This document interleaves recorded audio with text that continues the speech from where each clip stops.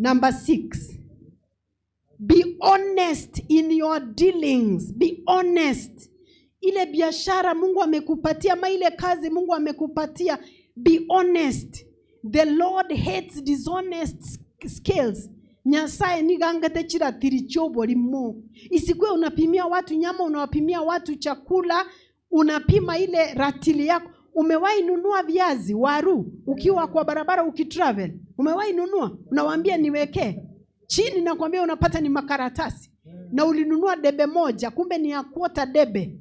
Watu wako so dishonest. People are so dishonest. Ama anakuuzia zingine zimeoza. Be honest in your dealings. Be a person of integrity. Na Mungu anabariki kazi ya mikono yako. Iko wengine tuko kanisa, sisi ni viongozi. Na unaomba Mungu akusaidia, kupanulia, kufunulie milango, abariki biashara yako. But imagine you are dishonest kwa biashara. Mimi nishakuwa conned na mzee wa kanisa. A church elder has conned me a lot of money. Si pesa kidogo, alinikon. And I was so bitter. Na nimemuongelesha, amenikon. Na nilienda kanisa hiyo church nikiwa mgeni. So nikaona church elder, alikuwa head elder. Tukaongea, nilikuwa nataka kununua item fulani, sitaki kusema ni gani. Nikanunua hiyo item, pesa mingi. Kumbe ilikuwa kitu fake. Na nilipomwambia akafanya mchezo wa paka na panya. Eventually it was hard. Nilikuwa ngumu sana mimi kusamehe huyo church elder. Kwa hivyo tukue honest. Hata nilikuwa nasikia niombe tu biashara yake yote uungue, ichomeke, everything to the ground. Lakini namuombea Mungu mwenyewe atadeal na yeye anyway, but I don't think hata hiyo biashara yake imesimama because alikuwa amenikon, si mimi peke yangu, but amekon wengine. Hata sisi wengine tunaogopa sana kufanya biashara na Waadventista wengine kwa sababu ya dishonesty. Let's be honest. Let's be known that we are very honest. I remember nilienda kwa radio siku nyingine, nilikuwa Egesa FM, nimekuwa hapo mara kadhaa. So I remember the first day, not the first day, but maybe the second day nilipoenda. Ule radio presenter aliniambia, aliangalia comments zilikuja kama comments zaidi ya 500, na akaniambia alikuwa anataka kuangalia aone kama kuna negative comment inakuja juu yangu. Because aliniambia amekuwa akileta guest, wageni wengine kwa studio, waongee mambo ya ndoa. Wakianza kuongea mambo ya family life, comments zinakuja. Umetoa huyo wapi ukamleta? Huyo alikuwa ananitongoza. Huyo ako na mpango wa kando. Huyo ako na nini? Huyo ako na nini? Wanaharibu kipindi. So next time hawezi waita. Nikamwambia there is no day utapata negative comment juu yangu in family life. Na ukipata negative comment, huyo mtu ningependa alete evidence, because I know where I have been. I know who I sleep with. I know what I do with who I do with. So I know. So you are not going to say that I'm sleeping with somebody. I know the person I sleep with, and it's only one. See? So it's good for us to be very honest. Okay, it's my husband, so it's not another person. So the thing is, it's good to be very honest in everything that you do. Kwa biashara, ujulikane ya kwamba wewe ni mtu wa kuaminika na Mungu atabariki kazi ya mikono yako. Lakini kama wewe si mtu wa kuaminika, whatever you do, it's just going to be like unapata pesa unaweka. It's like putting treasures in a basket with holes. Utaweka zikianguka. Utaweka zikianguka. Number 7. Do not waste food. Usitupe chakula ovyo ovyo. Mimi nimetembea hiyo siku nyingine nikienda hapo Kenyanya, hapo shule tulikuwa na mkutano wa mama. Naona hapo Rikori, hapo kwa kabarabara. Watu wametupa ugali. Are you serious? Watu wanatupa ugali hapo nje, hapo chini kwa barabara. Watu wana waste chakula. Hapa Kisii tumebarikiwa na chakula mingi, lakini pia tunafanya waste. Waste, it is so much. Ukiona vile watu wako na njaa wana starve, na hiyo chakula wewe ndio umejiserve na una waste. But why are you wasting? Hata kama umekula upate umeshiba na imebaki, tuweke hiyo chakula kidogo, weke side. Omaitawa ntaba bagocha gaiga tukagedenge benyarete bagocha gotokoni. Abantu abakulie ndagero tigali obwa obeke bagi moch korichiza chinde. Talibo. Ako imokie ndagere yero chikori ntuomanya korato kubwata twarundo twatukudobo kimako chigali bunenduruchi kwamanya gutukuda ndekwamanya katanga bano oraro roto konye nchira kiro chorankonye. Imagine otukutete ndagira gabwichete dustbin abago tosoncho maite batokumisana Umaitiki na kieko rabate banga anganande na botoba colonized imbuya. Senje bakoranga mentally nturanyara we we discipline into abanyene. Abagina bari gucya onye kamera ndi yanga nara abaligerere. Mokum. Bono yani umanyete bintu mbire ga kitoko kora bitari ko make sense. Umuntu onye kwali endagera ubukima nkwaleka kwali bono lanje bwatigara kwa yani ngakyora atugutoboro nando rubuke bonde maragoba inkyoko rugera kuko aburwa lanje bwasarekire tokorose nyine kinyeni obuliere mambi kwamanya gotuguta matuko make kwamanya gotanga bono tolenchara bandonchi beti mugondo igotolenchara egento kende nkumete inkyoko yekero mochere oyeke nobokima orosi nobokima gake. Kwa nini upike mchele upike na ugali? Kwa nini? At the same time. Alafu upike nyama, niliambia wamama hivyo, upike nyama, unakula alafu unakunywa maruranu kama juice. Kakia maruranu ne juice. Maruranu ne juice. Alafu maragoba tubwatike ntokulira. Tubwatike ntokulira totakaita. Siyo nyama basi ama whatever mayai ungekula lunch, hiyo maruranu wache ukule jioni. Unajua hapa Kisii we eat to finish. Etokoragera gukora. Gangwa n'abantu barabumba igubato cyaera kini ga kito change. Yani ga nkibono togo koregera kini. We eat to finish. Omuntu abangete kingende ligena enyama n'amabera marurano. Omanya kobeko obokima obeko mochera obekine chabati. Kwa nini? Ebinde bitatunga yokoira. It's the same thing. It's the same thing. Kwa nini? Nachi gutarabono igamambi narora abantu imagine umuntu litoke likongete mugondo nandi kwamenya kwenda kugura mandazi nchira gake ngitugwe itiraiga. Unajua karibu kila familia Kisii iko na mtu akona diabetes. Unajua karibu kila familia iko na mtu akona ugonjwa wa sukari. Sasa hii mandazi kwa nini? Umepika marabwani atigerete maragoba kwamenya goitanga na mandazi uimugetia kubunete sakara na mandazi breakfast. Why? Mandazi for what? Kwanyora abantu bacyuke myaka ya igatu umuntu bana akaitenga ne fashion imbwate skari. Tsimbwate rure skari ndeteranga ntetere imero burure skari. Iyo sasa ni fashion. Is that fashionable? Ine fashion. Nechi pigipie chirekerase okogenda akego ngepigipigi epigipigi gotara tutembei na tebetia banginanga twamanya korie ndagera tare yo kwagacho mobere twaicyorio emebere twaba machakachaga atabwati nguru mwanya korama chakachaga alia akaimukirie cha yetu ndubali bono twaimukio mobere twakaganga amaliane mtumbetega oborwaire bosa.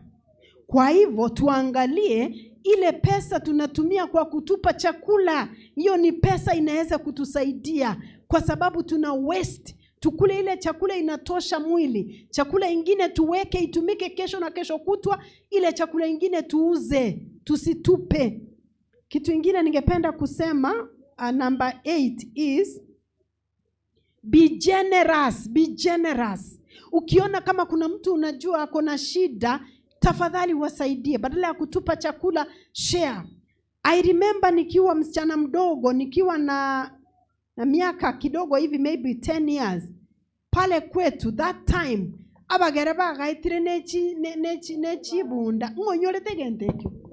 Abagere bagachire nebara nechi bunda. Sasa kwetu abagere walikuwa anakuja wanalala kwetu because walikuwa wanakuja wamechoka. So mamangu alikuwa ametenga mahali hao Wajaluo wakikuja na hiyo everane chingoli walikuwa wanakula wanalala kwetu. Asubuhi wanaamka wanaendelea kutembea. Na mamangu alikuwa ametufunza ukipika chakula huwezi pika chakula kidogo, unapika chakula extra, na alikuwa anasema eyene ya abaina ni banyore bali. So we always had extra food. Wale Wajaluo wakikuja wametembea long distance wanakula chakula, tunawapatia maji, wananawa mikono, wanalala hapo. Na ninaweza sema walituachia mibaraka. Hawakuwa hata Wakristo lakini walituachia mibaraka kwa sababu tulisoma. Hata unajua saa zingine ukiwa reserve hivi na wewe ni mjane, huna uwezo, watoto wako wakisoma, mtu anasema wewe ni mchawi kwa sababu watoto wako wasome wasipate mimba, na wengine wanapata mimba na watu wako na pesa watoto hawasomi. Kwa hivyo be generous. The Bible says ya kwamba wajane na orphans, mayatima na strangers, orphans, widows and strangers, those are needy people. Strangers, those are needy people. Tusaidie, tukue generous. Mungu akikubariki, unajua uweke kitu kando ya kumbariki. Mimi niliwaambia sikulelewa katika familia ya Kiadventista, lakini kitu moja mamangu alinifunza wakati mchache alikuwa anabatizwa, alibatizwa kama mara 5. Hata tulimwambia yeye ni ontimbu, anaenda tu kuswim.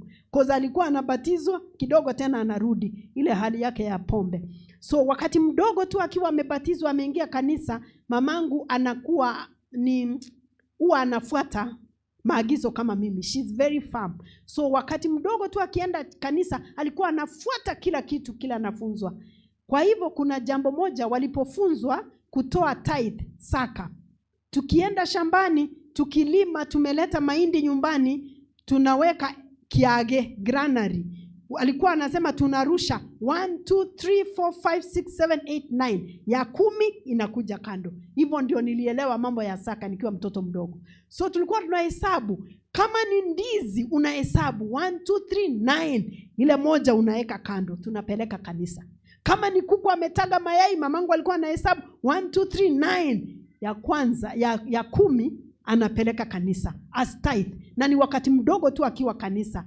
Mimi nilijifunza mambo ya kutoa kutoka hapo. Na saa hii nikipata pesa, hata ukinipatia kula lunch, lazima nitoe 10% for tithe. Na nimefunza watoto wangu. Kwa hivyo huwa kwetu kama ni Friday, unapata kila mtu ako na bahasha yake. Kila mtu ako na bahasha. Anasema, nataka kutoa, natoa tithe. Unapata ameweka 10 bob pale. Hata kama aendi hiyo kanisa yetu, anasema nipelekee tithe yangu, nipelekee saka yangu. Kwa hivyo tufunze watoto wetu kuwa generous. Giving to God. Huwa inanitia huzuni sana nikiona pastor, mchungaji ama avarisi ya wazee wa kanisa wanakuja wanajaribu kubeg. Yani mzee wa kanisa anaongea mpaka ana sweat akijaribu kuconvince utolee Mungu. Mimi sioni kama hilo ni jambo. Kama sisi watu wenye tumebarikiwa, unatakana ukue convinced, kwa sababu God is asking for a percentage. Wewe kama unapata shilingi 10 ni shilingi 1, ule kama anapata 100 ni shilingi 10. Na usiseme ya kwamba utoi saka na sadaka kwa sababu huna. Kama uwezi aminika na 100, uwezi aminika na 1000. That's the way it goes. If you cannot be trusted with 10 bob, God cannot trust you with 1,000 or with 100 shillings. You have to be trusted na ile kidogo uko nayo. Jambo lingine, niko karibu kumaliza. Children are to take care of their parents. Wazazi walilea watoto na wazazi wengi nguvu zimewaishia. Je, wewe kama mtoto bado unategemea wazazi wako wakutunze ama unatunza wazazi wako? Unajua kuna wazazi wako hapa Kisii, example, hawana hata mahali pa kujisaidia, hawana msalani, yani msala, yani mahali, they don't have a latrine. Lakini mtoto wake anaishi kule Nairobi ama kule Amerika, pale kwa nyumba yake vyoo vimezidi watu. Ako pengine na watoto 2 na yeye ako na yeye wako watu 4 na wako na vyoo 6 ama vyoo 7 kwa nyumba. Lakini pale nyumbani wazazi hata hawana mahali. Alafu jambo likitendeka pengine kama kuna funeral hivi, matanga, watu wakitoka Nairobi wanashangaa. Because mtu kule, yeye ndiye generous, anapatiana, amevalia vizuri, lakini watu wakienda kule kwao, hata barabara mahali pa kutembelea hakuna, hata kikombe ya maji, ya kukunywa maji, glass, hakuna. Please, watoto, kumbuka, take care of your parents back home. Do not let your parents suffer. Wazazi, unapata mzazi yako na njaa, hana anything. Na wewe ukienda nyumbani ile kitu ako nayo kidogo unamnyang'anya. It's a curse. Wewe ndio nguvu ya wazazi wako. Kwa hivyo utunze wazazi wako. Na niliambia watoto, mzazi wako asilie na uko hai. The last one, nikimalizia, tusikuwe tunategemea wale wenye wameajiriwa, tusitegemee ile kazi umeajiriwa peke yake. iko watu hapa katikati mwetu, kuna watu wamebarikiwa kama mimi na wako na kazi pengine ya kampuni, pengine ya serikali. Leo ningependa kukwambia kwamba kazi ya kampuni ama ya haiwezi kukufanya utajirike. Haiwezi kukupatia financial freedom. Hiyo kazi haiwezi. Inakuweka golden chains, inakuweka minyororo ya dhahabu. Na wewe unakaa pale, unasema uko na kazi. Na umeshinda loans, umezama na loans mpaka hata uoni. Na wakati umeretire hapo umeisha nguvu. Na hukuwa hujafikiria ufanye kitu chochote. Unaketi chini ya mti, unangojea kifo. Ni wangapi hapa mzazi wako alikuwa mwalimu? Na alikuwa tu ule mwalimu wa kuamuka kuenda kufunza kurudi.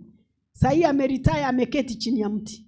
Sasa hapo ndio magonjwa yanaingia. Pressure, sukari.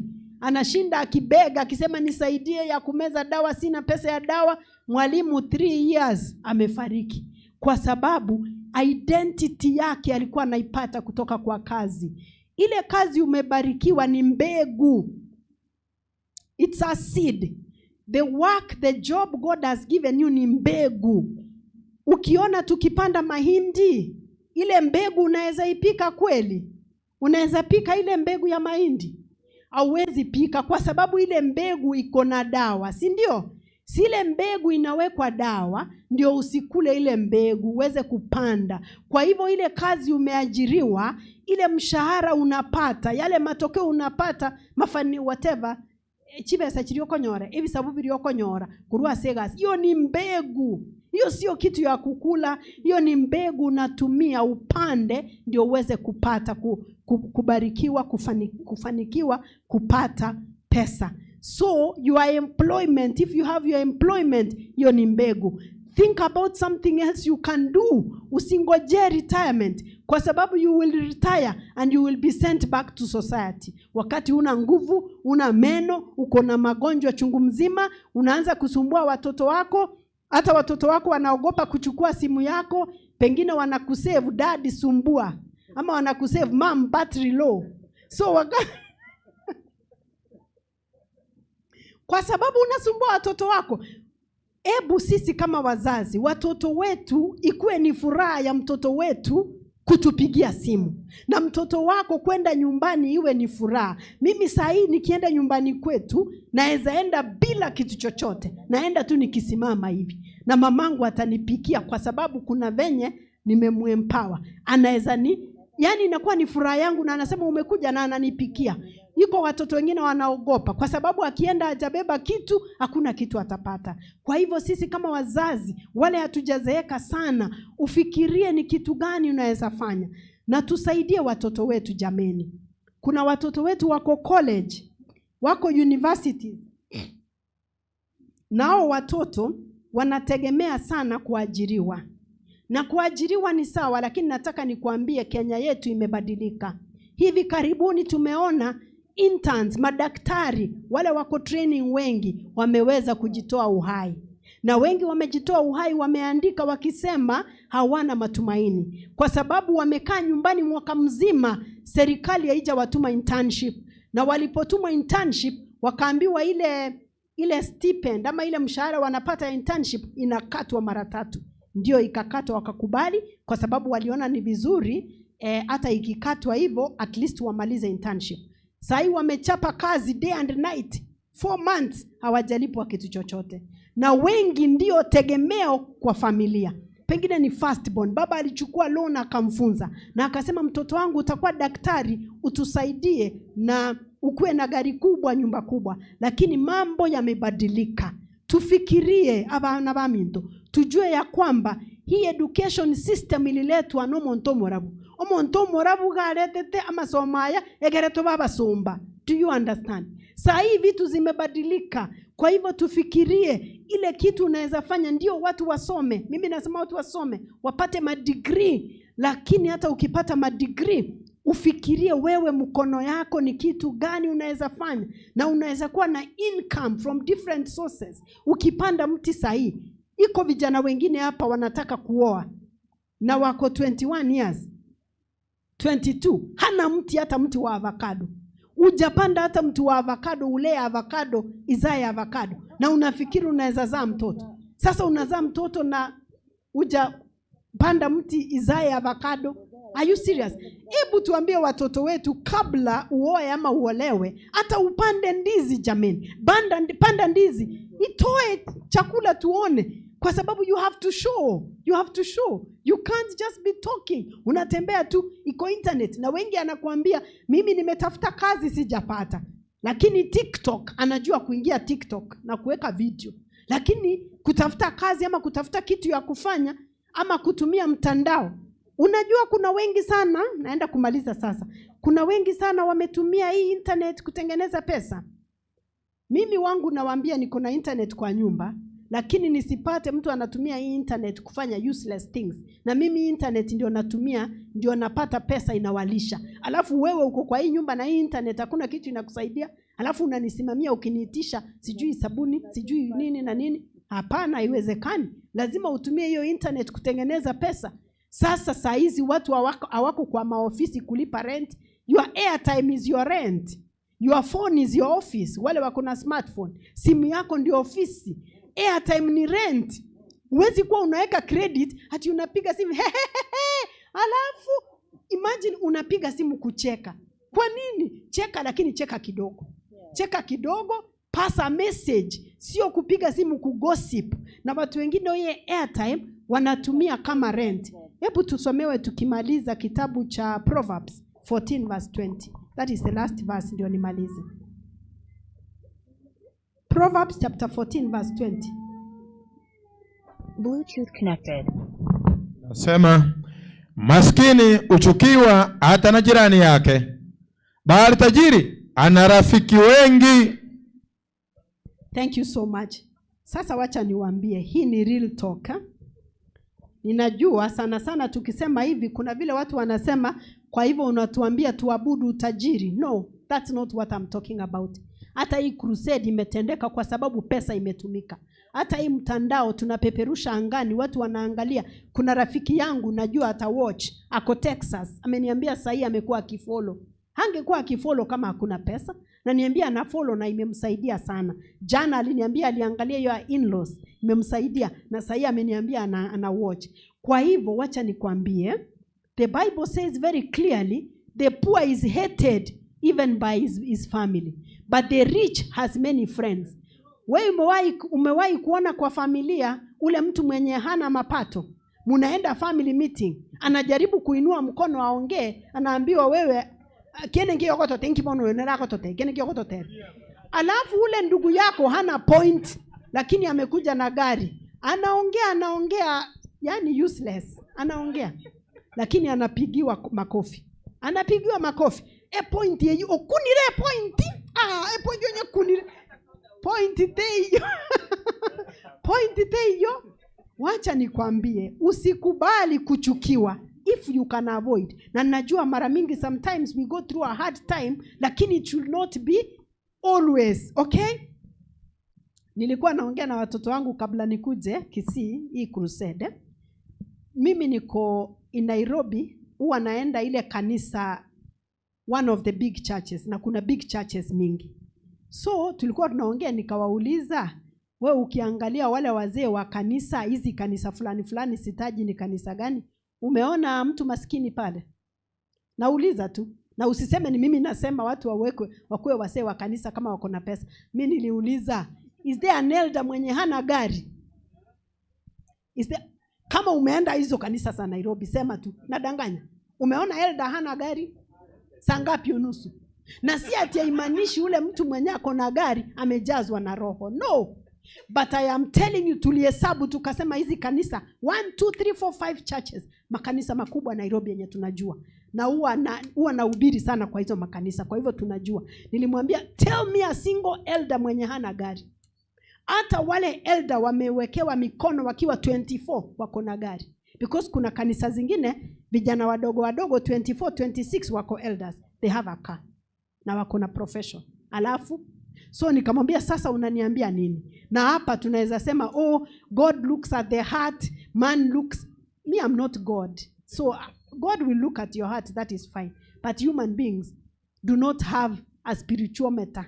Hawana anything ya kumesha roho yako. So human beings wanaangalia. Ndio maana wakisema tunataka kujenga kanisa, every elder atoe 100,000. Wanasema tunatoa kwenda wapi? Where are we putting it? You know, that is the question. Every elder give 100,000. Give us the account number, send the pay bill. Sio kusema sasa 1,100 hiyo ni mingi. Unajua saa hii ni Disemba na watoto wanaingia, tunaenda Christmas, tutaenda ushago, watoto wanaenda shule, pengine tungepunguza kidogo. No. Those are not the questions. The question is give me the pay bill. I can pay. Unaweza sema nina glorify pesa. The love of money is the root of all evil. That is not what I'm talking about. But I am saying it is the intention of God to bless, to prosper. Amen. And it's clear that the poor will always be with us. Kwa hivyo kama Mungu amekubariki, because hizi vidole hazitoshani and we are not at the same pace, be generous. Kwa ile pesa unapata, weka kando saka na sadaka, na tena weka kando ya kusaidia mtu mwingine. It is my prayer today that God is going to help us so that we can experience financial freedom, ndio tutoke kwa minyororo ya umaskini na minyororo ya shetani. Amen. Leo ningependa kuombea kila mtu, because I think all of us, even me, I want financial freedom. So I think it's a need. Nataka kuombea kila mtu nikimaliza. Hebu tuombe.